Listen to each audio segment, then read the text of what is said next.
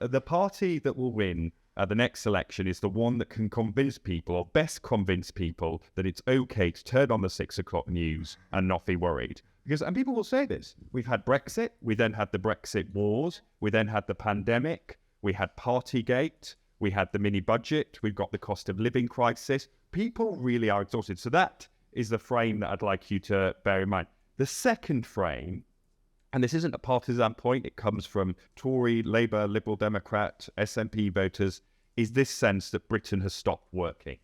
Whenever, whether in polling or focus groups, we ask people to describe the country in one word, the word that they use is broken, usually followed by chaos, shambles, something like that. And what makes this so powerful, I think, from a political perspective, is that everyone has a story about how it's affecting them. Now, Partygate was particularly potent because unlike, say, the PPE rows, which didn't really cut through and people could relate to, with Partygate, everyone could say, well, I didn't go to that wedding. I didn't go to that funeral. I lost out.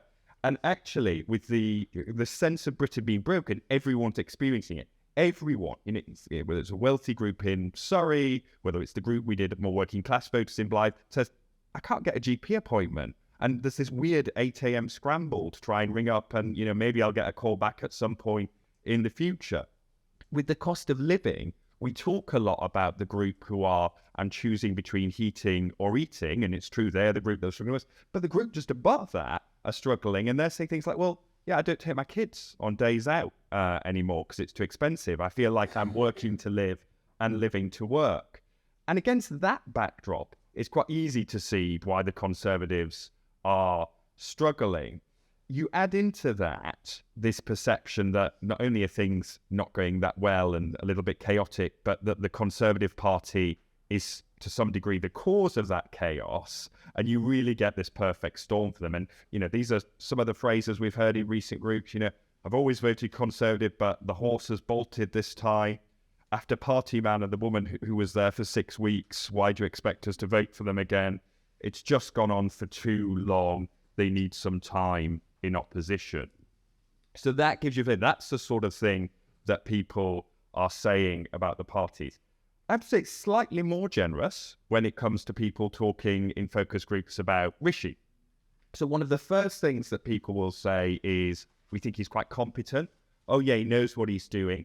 And I think this is really important because often, public have quite short memories in politics. They always in focus groups turn back to furlough and they will say, he saved my job during furlough. He meant that I still got paid. So that's his big plus. And it is definitely true that he's outperforming his party. That doesn't mean that people like him much more than Starmer, and I'll come on to that in a little bit. He is definitely more popular in the focus groups, as with the polls, than the Conservatives are.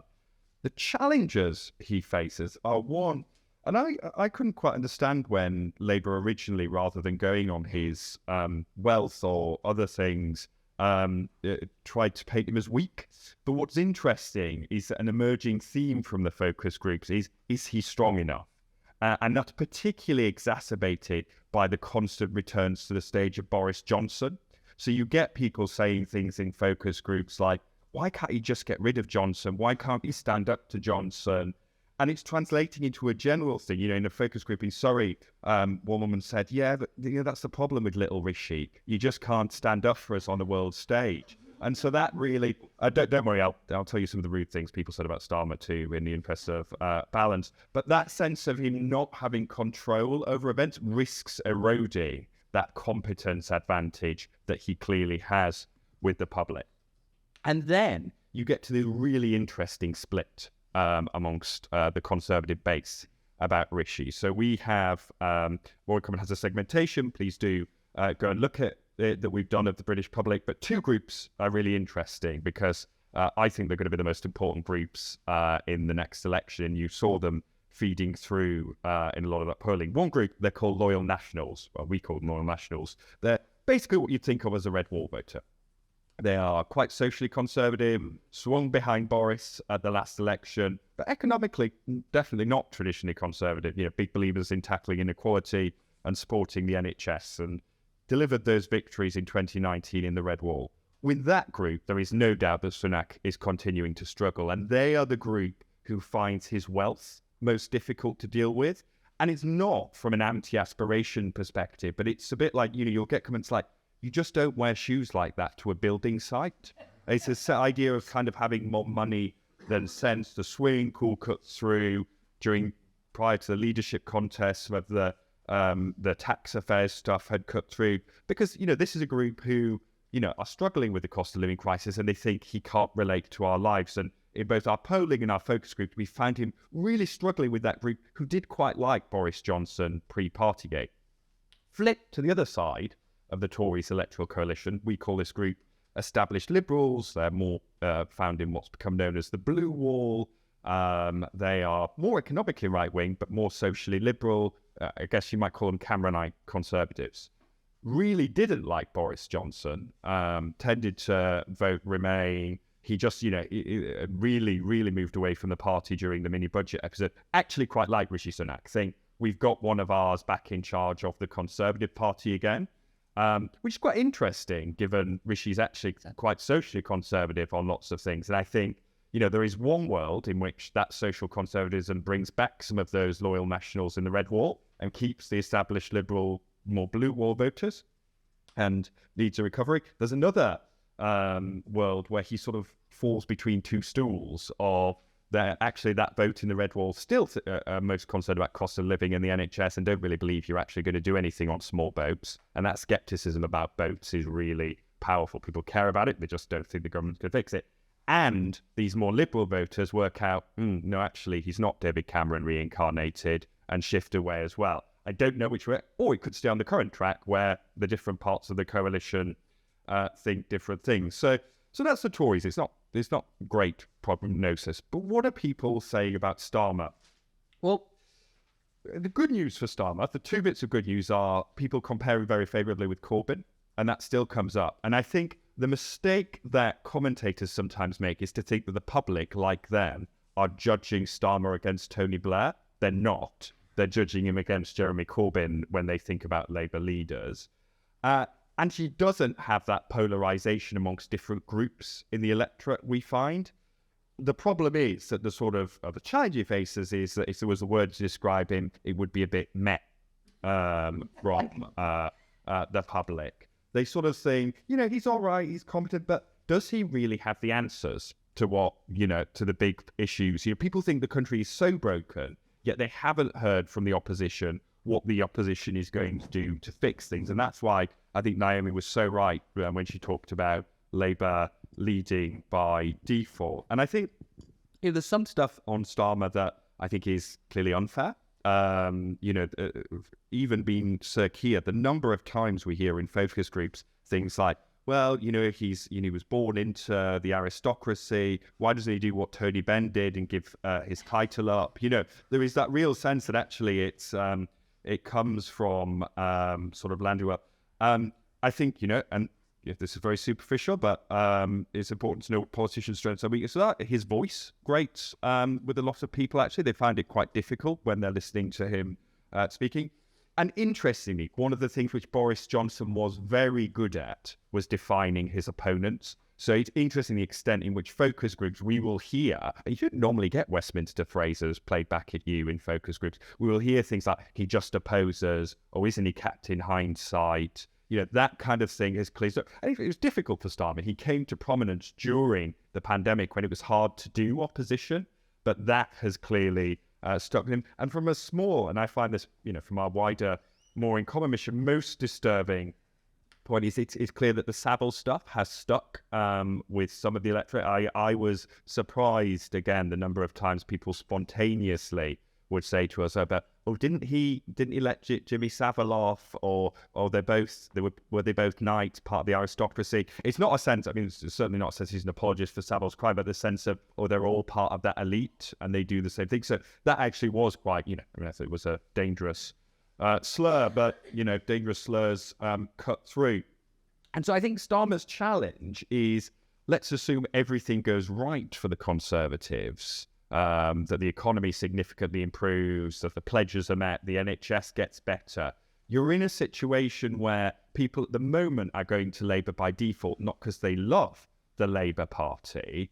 And if things get better, they start thinking, well, you know, actually better the devil we know. We don't want more of that chaos.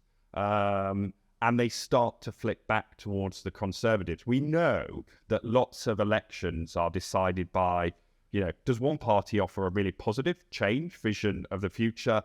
But almost more importantly, what do we have to lose if we lose the incumbent party? At the moment, you know, as I described, people don't think there's that much to lose if the Conservatives get kicked out. But if things start to get a bit better and people aren't convinced by that positive offer from the Labour Party, I think things become more challenging.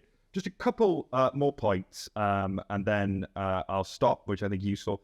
I think Reform UK is really interesting in UK politics. From our polling and focus groups, there is definitely, particularly amongst that loyal national group, the group that left Labour for the Conservatives and now feel very let down by the Conservatives, and express that, like, you know, I switched for the first time ever, and, you know, I thought it was going to mean lots of new money for my area. They were saying that in Blyth last night, and it hasn't happened. There is definitely potential amongst that group for a sort of Farageist party to do much better.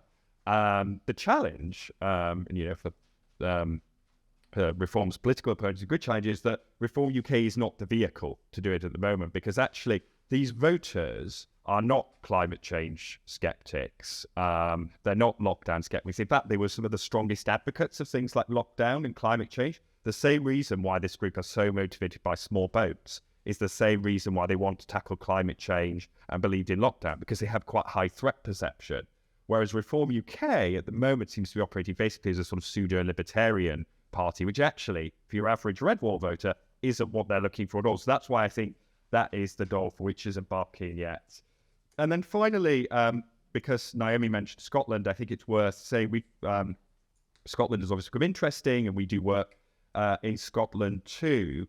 And what's been interesting with our Scottish focus groups is what comes through is this real sense of loss from SNP voters about Nicola Sturgeon leaving the stage. I mean, I've not really witnessed people talking about a politician like that. A sense that no one else could, you know, hold a candle to Nicola Sturgeon. But then, interestingly, what seems to be an emerging split with people thinking, oh God, you know, in this election, we just need to get the Tories out. So, you know, the SNP are good, but, you know, it's not the priority for us at the moment. So we're going to vote Tory so they get in at Westminster, which I think is driving some of that, as well as obviously the SNP's, to put it kindly, troubles that they're experiencing at the moment. So I think there is an opportunity for Labour there. But again, it is a bit more driven by that sense of default than anything than, you know, Keir having suddenly convinced Scotland that, you know, they didn't take them for granted in the past as well.